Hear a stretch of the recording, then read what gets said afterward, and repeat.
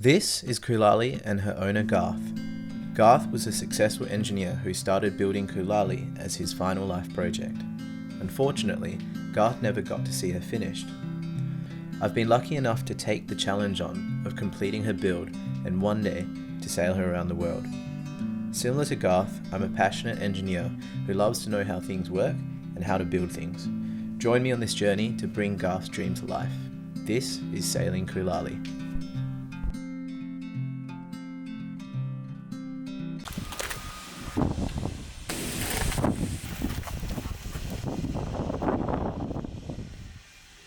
Welcome back to Sailing Kulali. Today we're going to be working on the pintle bearing, which is down here. As you can see, there's nothing holding this bearing in place. The pintle bearing is the third bearing on Kulali. What it's going to do is support the bottom of the rudder and the rudder shaft and makes it super strong. So here's the plan. I came up with two options for the pintle bearing. The first one was where we have the shaft, the bearing goes into the actual pintle, I'm going to call this the pintle housing or the existing pintle housing, and the stub of the shaft drops into the actual housing, protected by a bearing. This is your shaft. There will be a hole inside that pintle housing and then a bearing that drops into that, and this whole rudder and everything drops down lower. The benefits of that design, it keeps what's underwater really simple, but it also gives a redundancy. If the rudder is impacted from below, the rudder can actually lift up and out because there's going to be clearance under the hull. The negatives of that is that to stop that from going up above the waterline up here, there needs to be a locking ring which stops the shaft from going up. The second design that I looked at was a housing above the existing pintle bearing housing that would then hold the shaft slightly higher, and you could install this, sliding a shaft all the way up, installing the bearing and housing, and then that housing is fastened to this bottom pintle bearing housing. So the benefits of that design is that everything is set in place, it can't go up and down, but to fasten this housing in place you'd need to use removable fasteners, and I don't want to introduce too many more fasteners. The plan today is to get this bearing housing and the one above it in its final position basically, then start machining this bottom bearing and the hole in the housing. Cool. That's the shaft sticking through. What we need to make sure is that top housing is positioned onto that sleeve, that bearing tube that we made previously. So we need to make sure that's set nicely, so when we rotate the shaft, that's not wobbling. Yeah, so let's go do that.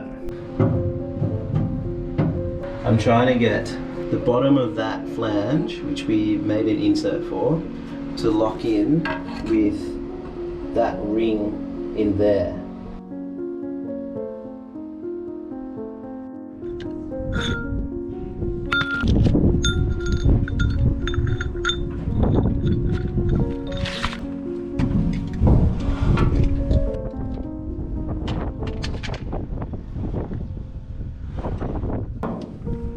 Shaft has dropped down now.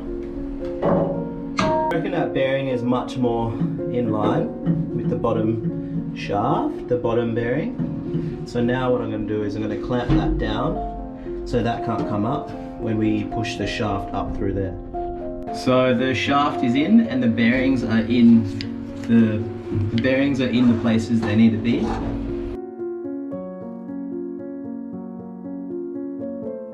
It's all looking pretty good.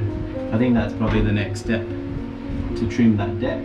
So drop the shaft down a bit, trim that out again with the die grinder. So this is what we use to chop a little bit more space out there. We'll clean that up to make that perfectly round when we know where it's going to sit. Both bearings are in properly. The shaft is back in to the bearing. If I push this back and forth, there's still some play, which is really good. As long as the other bearing is in it, and if it is, that means we can move on to the pintle bearing.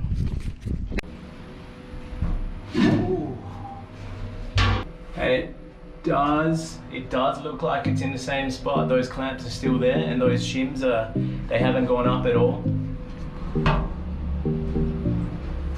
So that's excellent news. So let's go and do the pintle bearing now. And then once the pintle bearing's in, everything's sort of loose fit, then we can do final alignment and then tack weld everything in place and then fill it up with backing compound. The bearing system is pretty much done. So that's just been marked just to show roughly where it wants to sit. The shaft is as vertical to the skeg as possible, also fore aft as level as possible. So now we're just gonna jack that up, remove the pintle bearing housing and drill that as a hole.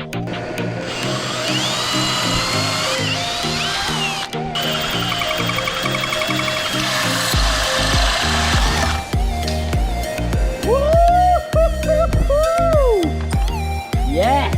Look at this! That is a big plug. So that's it, that's the hole that's been drilled. Very round, and it was drilled with this very cheap hole saw that had to be modified because it didn't really work. Yeah, so we should be able to put that back in the boat and test it.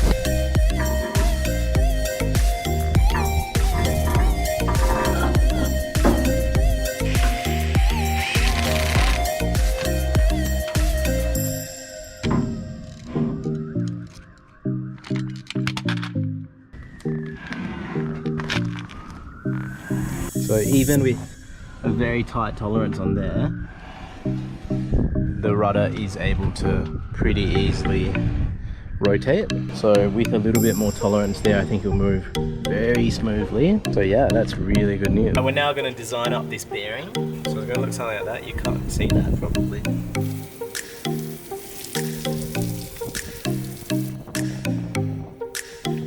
So we got the dimensions now.